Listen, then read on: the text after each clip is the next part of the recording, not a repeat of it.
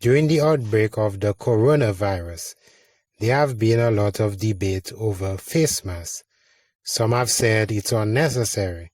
It's something psychological rather than preventative, while others in the medical field have recommended that we wear face masks, being something that is protective and will keep us and others safe. Which view is correct, and who should we listen to? Should we listen to the conspiracy theorists who have said that we don't need to wear masks, or to those in the medical field who have spent years studying things like viruses, diseases, and have a wealth of knowledge in medicine? The answer should be clear, but before any of us decide which advice to follow, why not do some of your own research? Analyze the evidence for yourself, and then and only then can you make or should make an informed choice based on evidence, on the actual proof, rather than following the popular choice or listening to the advice of others. We live in the age of an information overload. There is so much information, both truth and lie, and we can't just accept everything as truth.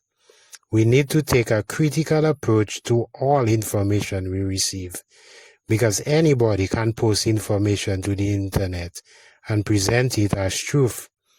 So even after doing your research, you still have decided not to wear a face mask. That's okay. I get it. We are all entitled to our own personal choices, opinions, and freedom. The fact is that there's nothing natural about wearing a face mask unless you're a surgeon or some other profession that requires that you wear a mask.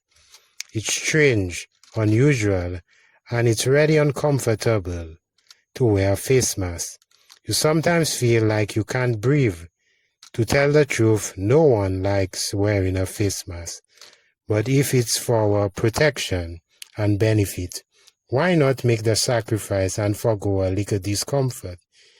It's my personal opinion that we should all be wearing a face mask, especially since there are a lot of individuals who are asymptomatic. According to the CDC, that number is about 35%. So there are a lot of persons who are infected with the coronavirus that show or feel no symptoms. They seem perfectly healthy. They already have contracted the virus, but yet do not know that they have been affected. So it becomes necessary that we all wear face masks to protect others from the virus and prevent the likelihood of infecting others unknowingly with the virus. There's a lot of evidence that shows the benefits of wearing a face mask.